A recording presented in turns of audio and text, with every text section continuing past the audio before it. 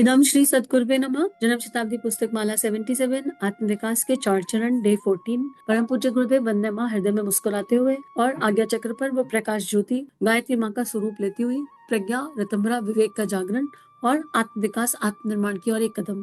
पिछले स्वाध्याय में गुरुदेव ने आत्मवत सर्वभूतेषु की भावना को एक्सप्लेन किया और गुरुदेव ने बताया कि हमें अपने छोटे से मैं को हम में बदलना होगा। एक अभ्यास, जहां जहां हम मैं कहते हैं वहां वहां हम कहें, और जब हम कहें तो हम इमेजिन करें कि हम और हमारा इष्ट, क्योंकि अभी हम विलय नहीं हो पा रहे, अभी हम बूंद समुद्र से एक नहीं हो पा रही, लेकिन बूंद समुद्र के अस्तित्व को जान गई। हम परम पूज्य गुरुदेव से एक हो पाए या नहीं, हम अपने इष्ट से एक हो पाए या नहीं, पर हमको ये समझ में आ गया कि मैं और मेरा इष्ट, तो हम दो आइडेंटिटी हैं और हमको एक होना है। तो हम कहकर बात करें, और उसमें क्या होगा, उसमें एक रिफाइनमेंट ये होगा कि हम कोई भी गलत काम नहीं कर पाएंगे। जब पता होगा कि हमारा इष्ट हर समय हमारे साथ है, हमारे भीतर बाहर है, तो हम कोई भी ऐसा काम कर रहे होंगे जो ना करने हो गया होगा तो हम रुक जाएंगे, हम ठिठक जाएंगे। इसलिए गुरुदेव ने कहा कि मैं से हम की तरफ जाइए, और हर समस्या का समाधान इसी में है कि हम अपनी आत्मिक प्रगति इस आधार पर करें कि हम सबकी दर्द को समझे, सबकी भावनाओं को समझे। इस संसार में कहाँ क्या हो रहा है, संसार की जो बड़ी समस्याएं, जो राष्ट्र की समस्याएं, जो समाज की समस्याएं, जो देश की समस्याएं, जो धर्म को लेकर ऊपर नीचे चल रहा है, ये सब समस्याएं हमारी समस्याएं। हम ये इन समस्याओं के बारे में हम सोचते तो हैं, ये समस्याएं हमारे सामने आती हैं तो हम इन पर चिंतन तो करते हैं, पर हम दोषारोपण की दृष्टि से चिंतन करते हैं। इट्स लाइक जैसे हमको तो करना ही क्या है, अरे बताओ क्या कर रखा है, समाज की कोई स्थिति हो रही है, लोग चरित्रवान नहीं रहे, लेकिन हमें ये सोचने की आवश्यकता है अब कि इसको ठीक कैसे किया जा सकता है और इसमें हमारा योगदान क्या है। गुरुदेव उस दृष्टि की ओर तरफ हमें ले जा रहे हैं, उस भाव की तरफ ले जा रहे हैं जब हम कॉन्ट्रीब्यूटिंग एनर्जी बन जाएं। अभी हम कंप्लेनिंग एनर्जीज हैं मैक्सिमम।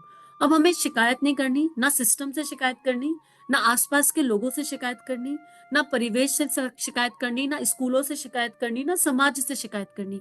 हमें अपनी सारी कंप्लेनिंग एनर्जी को कॉन्ट्रीब्यूटिंग एनर्जी में बदलना है। हमें जहां जहां समस्या दिखाई दे, हमें तुरंत ये सोचना है इसका समाधान क्या है, और उस समाधान में हमारा योगदान क्या है, हमारे पास क्या क्या रिसोर्सेज है, और उन रिसोर्सेज से हम क्या कर सकते हैं। बस इतना। काम कोई छोटा बड़ा है नहीं, गुरुदेव ये बात अच्छे से समझा चुके। तो हमारी जितनी क्षमता, जो भी हमें भगवान ने क्षमता प्रतिभा दी, हम उस प्रतिभा से जितना कर पाए उतना पर्याप्त। अब गुरुदेव कह रहे हैं, मित्रों, आपके लिए एवं सभी के लिए एक ही रास्ता है, अपने आप के दायरे को बढ़ा देना। संतों ने यही किया था, महापुरुषों ने भी यही किया था।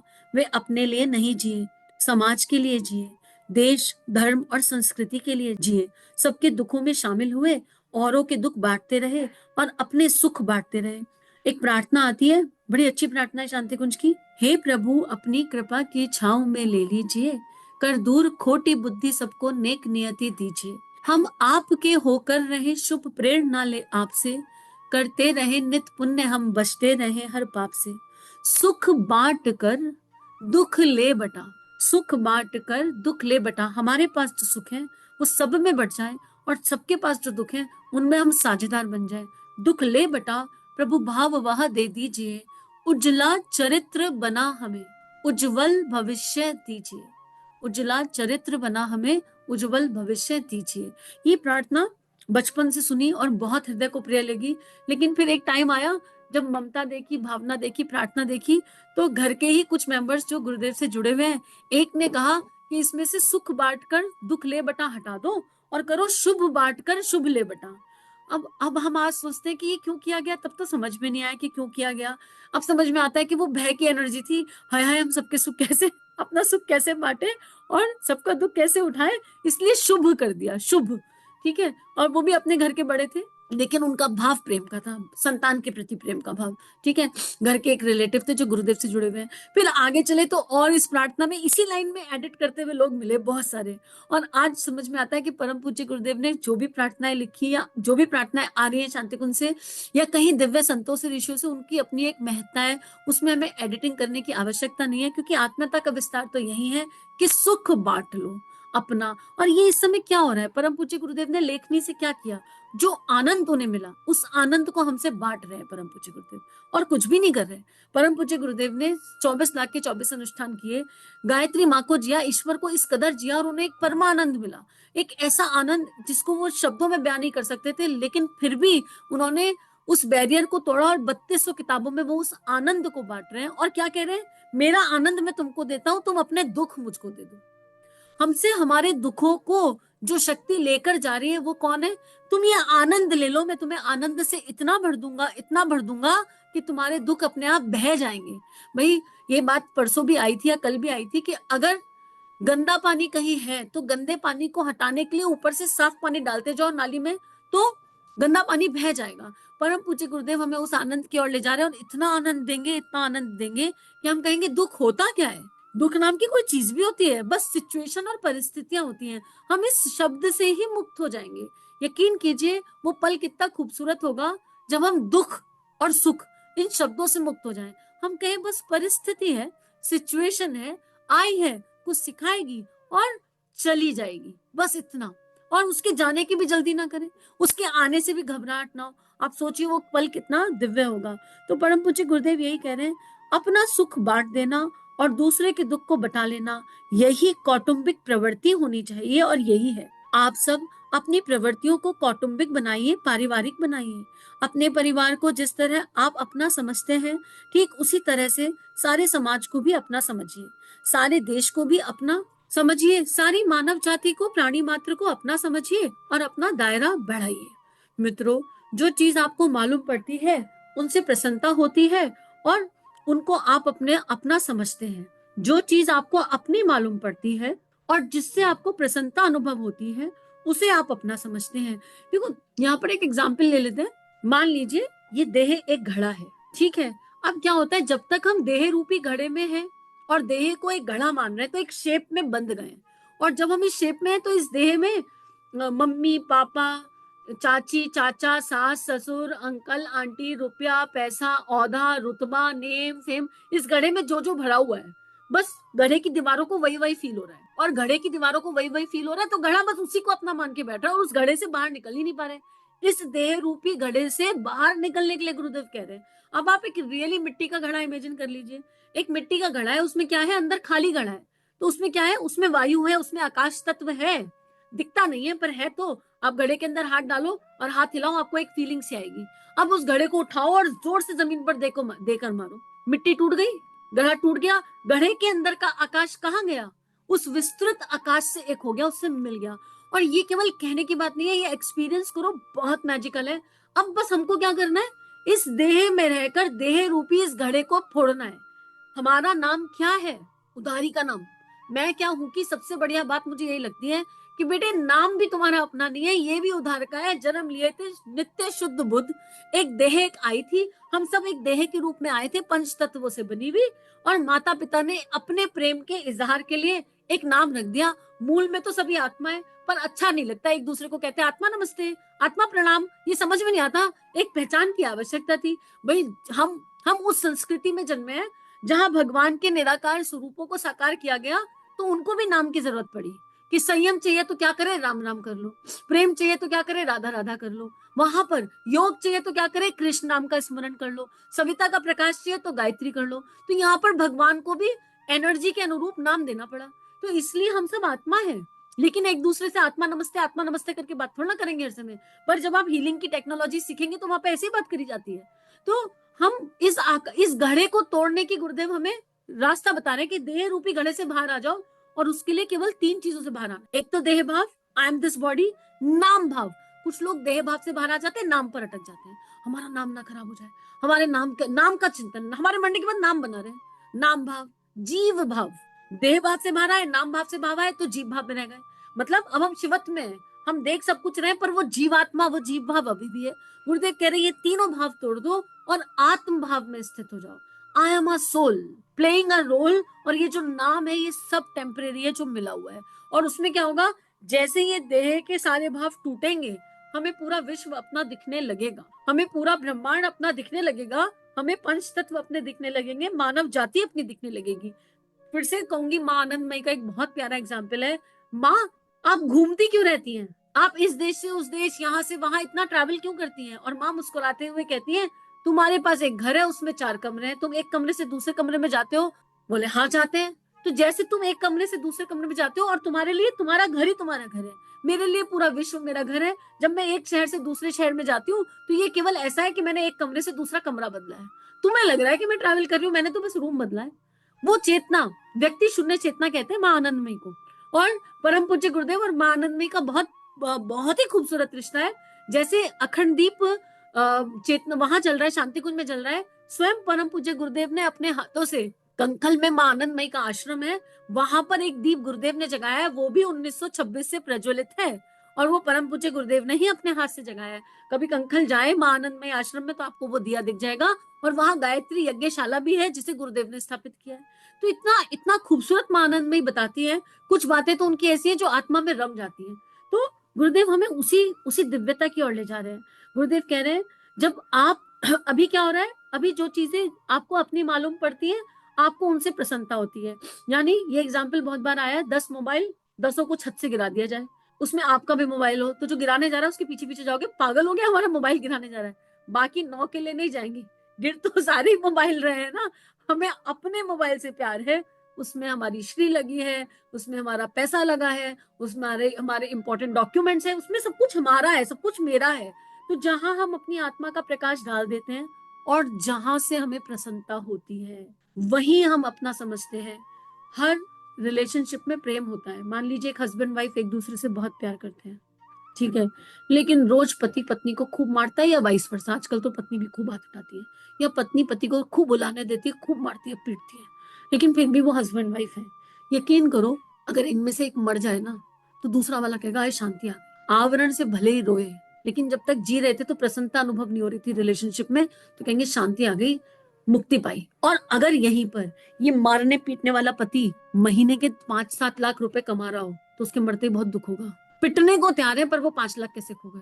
और यहीं पर अगर एक्सट्रीम ब्यूटीफुल रिलेशनशिप है, जहां रुपया भी है, पैसा भी है, मान भी है, सम्मान भी है, तो आप मरने के बाद क्या आप चिपक जाओगे, भूलोगे ही नहीं। तो ये क्या है, स्वार्थ के आधार पर, प्रसन्नता के आधार पर हमारा रोना धोना चल रहा है, प्रसन्नता और स्वार्थ के आधार पर हम रिलेशनशिप्स निभा रहे हैं। प्रेम प्रेम ना एकाकी रहता है, सम रहता है। प्रेम में 10/10 होता है सबके लिए। प्रेम ऊपर नीचे नहीं होता कि अगर किसी ने मुझे मतलब बर्थडे है मान लो, तो प्रेम की जो एनर्जी है ना, वो बर्थडे गिफ्ट के आधार पर रंग नहीं बदलती, कि किसने क्या गिफ्ट दिया उसके आधार पर प्रेम की एनर्जी रंग बदल ले। प्रेम की energy is the energy of love, वो स्थिर रहती है, शांत रहती है। जैसे परम पूज्य गुरुदेव ऐसे थोड़ा ना है कि किसी बच्चे से ज्यादा प्यार करते हैं और किसी से कम, वो अपने सारे बच्चों से समान प्यार करते हैं, इक्वल प्यार करते हैं। ऐसा कुछ बायस सिस्टम नहीं है। सूर्य अपना प्रकाश सबको देता है। तो परम पूज्य गुरुदेव कह रहे हैं कि लेकिन जब आप सबको अपना मान लेंगे, सबको अपना, पूरे विश्व को अपना, तब आपको बहुत गौरव और प्रसन्नता का अनुभव होगा, और वह अनुभव मैं कह नहीं सकता। तब सूरज भी आपका और चांद भी आपका, सितारे भी आपके, नदी भी आपकी, पहाड़ भी आपके, जमीन भी आपकी, सारे इंसान भी आपके, सारे कुटुंब भी आपके, सारा संसार भी आपका। इस तरह का दायरा चौड़ा कर लेने पर तब आपकी खुशी का ठिकाना नहीं रहेगा। अभी तो आपने थोड़े से लोगों को, थोड़ी सी वस्तुओं को अपना माना है, उनमें भी कुछ ना कुछ तो आपको राहत प्रसन्नता मिलती है। लेकिन जिस दिन आप सबको अपना मान लेंगे, उस दिन वो सब भी आपको अपना मानने लगेंगे। तब आप देखना कि आपको कैसा मजा आता है, कैसा आनंद आता है, और जीवन में गतिविधियों में कैसा हेरफेर होता है, और आपकी प्रसन्नता किस तरीके से जमीन से आसमान छूने लगती है। इस तरह आप अपने अंदर एक ऐसी स्थिति पैदा कर लीजिए। देखो कितना, मतलब यहाँ पर ना माँ अहिल्या याद आ गई। अहिल्याबाई का चिंतन करके देखिए, सबकी, सारी प्रजा की आई बन गई, सारी प्रजा की, लेकिन कौन कौन सी प्रथाएं उन्होंने नहीं तोड़ी। छोटी सी उम्र में पहले शिक्षा प्राप्त करी। उस समय में शिक्षा प्राप्त करना इम्पॉसिबल था लड़कियों के लिए, लेकिन अहिल्याबाई होलकर ने अपनी पूरी एड़ी से चोटी का जोर लगा दिया, और इतने ब्यूटीफुल लॉजिक देती थी कि उन्होंने उस समय में शिक्षा प्राप्त करी। उनको साथ मिला, उनके जो फादर इन लॉ थे, वो उनके एक तरह से गुरु रहे, उनको बहुत साथ मिला, पर उन्होंने अपने समय की सारी कुरीतियों को तोड़ा। उसके बाद उन्होंने उनका विवाह हुआ, तो वो हमें पता है इंदौर की रानी बन के रही अहिल्याबाई होलकर। फिर उन्होंने शस्त्र विद्या सीखी, उसके भी मतलब वो भी अगेंस्ट था उस समय, नारियों को शस्त्र विद्या कोई स्कोप ही नहीं। उसके बाद उन्होंने विधवा विवाह कराया, ये सारी कुरीतियां तोड़ी। और वो अहिल्याबाई होलकर जो सारी प्रजा की मां बन के बैठी है, अपनी उनकी देह की संतान ने उनसे बगावत करी, एक्सट्रीम बगावत करी। उनकी देह की संतान कभी समझ नहीं पाई, और जो उनके पति थे वो शराब पीते थे, उनको भी उन्होंने सुधारा अपनी एनर्जी से, अपने भावनाओं से, अपने वैल्यू और प्रिंसिपल, जो वैल्यूज और प्रिंसिपल उन्हें शास्त्रों से मिले, उस वैल्यू और प्रिंसिपल को। और भक्ति इतनी कि शिव शंभू से भक्ति, तो बस भगवान शिव के प्रति अनन्य समर्पण। तो हम उस देश में हैं जहां पर ऐसी ऐसी चेतनाएं बैठी हैं। तो जब हम इस यात्रा पर निकलते हैं तो हमको बहुत विरोध सहना पड़ेगा। जब हम इस यात्रा पर निकलते हैं तो होता क्या है, वो विरोध इसलिए कि भय है हर जगह। एक तो ये बहुत डर आ जाता है कि अरे कहीं घर परिवार ना छोड़ के चले जाए, अरे ऐसा ना हो हिमालय पर चले जाए, अरे ऐसा ना हो कि हमारा ध्यान ही ना रखे, हमारे प्रति कोई जिम्मेदारी ना निभाए। ये बड़ा भय है घरों में। लेकिन यकीन कीजिए, इस यात्रा पर चलने वाला अपनी कर्तव्य और अपनी जिम्मेदारियों को ज्यादा बेहतर तरीके से निभाता है। किसी के कंट्रोल सिस्टम में तो नहीं आएगा, कंट्रोल तो परमात्मा करेगा उसे, ठीक है। और अथॉरिटेटिव एनर्जी पर भी नहीं जिएगा कि भाई हम देह भाव की अथॉरिटी बताते रहे और उसको जीते रहे। मैं कल वो अभी परसों तरसों चेतना शिखर की यात्रा का एक ऑडियो सुन रही थी देव परिवार से, तो उसमें बड़ी मजेदार बात आई कि जितने भी बालक थे, जब बालक श्री राम 15 वर्ष या 16 वर्ष के थे, तो वो स्वतंत्रता संग्राम में गए, भागे, तो वहां पुलिस ने उनको पकड़ लिया, डंडे मारे। कोई केस नहीं हुआ। जो पहली बार पकड़े, तो सारी की सारी टोली जब लौटकर गांव आई तो सारे गांव वालों ने उनका तिलक लगाकर स्वागत किया, सारे गांव वालों ने माला पहनाई। और ऐसा लगा यार ऐसे माता पिता भी तो होने चाहिए। जब बच्चा देश के लिए जेल चला गया तो आकर उनका स्वागत किया जा रहा है, आकर उनको कहा जा रहा है बहुत बढ़िया काम करके आए हो नौजवानों, बहुत ही बढ़िया काम करके आए हो।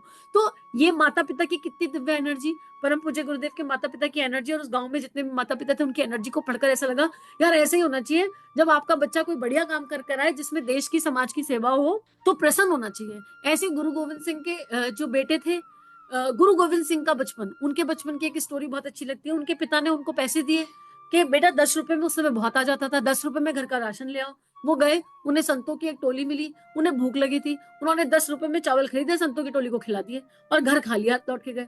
और घर में कुछ पैसा नहीं था, बहुत मुश्किल से वो 10 रुपए कहीं से तो अरेंज हुए थे। उन्हीं की स्टोरी है। तो ऐसे लोग, अब पिता क्या करते, पिता पहले तो हैरान रह गए क्योंकि घर में सब भूखे थे। वो कहने लगे घर में भी सब भूखे थे और वहां पे भी सब भूखे थे, वहां ज्यादा लोग भूखे थे, मुझे लगा मैं उनको खाना खिला दूं पहले, है ना। और घर की व्यवस्था तो भगवान कर ही देंगे, जब उनकी व्यवस्था भगवान कर रहे हैं तो घर की कर देंगे। ये जो मानसिकता है, ये जो भावना है, गुरुदेव हमें इस ओर ले जा रहे हैं। तो हमें इस तरह के चिंतन, इस तरह की आत्माओं का चिंतन करना चाहिए, ऐसे श्रेष्ठ संतों का, ऐसे देश सेवियों का, लोक सेवियों का चिंतन करना चाहिए। उनका चिंतन करने से हमारा परिमार्जन अपने आप हो जाएगा और निश्चित रूप से होगा। जितना गहरा पढ़ेंगे, जितना गहरा जानेंगे। और आजकल इस मामले में तो सिनेमा को बहुत थैंक यू कहना पड़ेगा, बहुत ज्यादा ओटीटी प्लेटफॉर्म्स और टीवी को थैंक यू कहना पड़ेगा, और उन बनाने वालों को थैंक यू कहना पड़ेगा कि परोसने के लिए तो बहुत कुछ है, लेकिन ऐसे लोग भी हैं जो भक्ति की दिव्य गाथाओं को परोस रहे हैं। ऐसे लोग भी हैं, आप सीरियल देख लीजिए, महाराणा प्रताप भी अवेलेबल है, अहिल्याबाई होलकर का भी अवेलेबल है, राधा तत्व पर भी अवेलेबल है, हनुमान जी पर भी अवेलेबल है, भगवान शिव के दिव्य दर्शन पर भी है, साईं बाबा पर भी है। तो टेक्नोलॉजी है, उस टेक्नोलॉजी का सदुपयोग करने वाले लोग भी हैं जो सही तरीके से सही चीज परोस रहे हैं। बच्चे पढ़ नहीं सकते तो उन्हें दिखाया जा सकता है, तो उनको तो इस चीज के लिए तो उनको ग्रेटिट्यूड डालना ही पड़ेगा। तो आज के लिए इतना ही स्वाध्याय। अब हम अपने अंतर मन में छू लें, ढूंढ लें कि हमारी प्रसन्नता किस में है। क्या अब भी हम कुटुंब की प्रसन्नता पर अटकेंगे, मैं और मेरा की प्रसन्नता पर अटके रहेंगे, या इस आनंद और इस प्रसन्नता का विस्तार करना चाहेंगे वहां तक जहां तक परम पूज्य गुरुदेव चाहते हैं और करवा रहे हैं। इदम श्री सद्गुरुवे नमः। सभी अपना ध्यान रखिए। भावनाओं को विश्वव्यापी करने के लिए सभी का बहुत बहुत आभार। जय हिंद। अगर ये वीडियो आपकी लाइफ में बदलाव ला रहे हैं, ये भावनाएं आपके अंतःकरण को स्पर्श कर रही हैं और आपके जीवन में परिवर्तन आ रहा है, तो इन वीडियोस को विश्वव्यापी बना दीजिए। चैनल को लाइक कीजिए, सब्सक्राइब कीजिए और इस कंटेंट को जहां जहां तक पहुंचा सकते हैं पहुंचा दीजिए, ताकि दिव्य विश्व वसुंधरा जागृत हो सके, ऋषियों की और संतों की लेखनी सभी के अंतःकरण बदल सके। जय हिंद, जय भारत।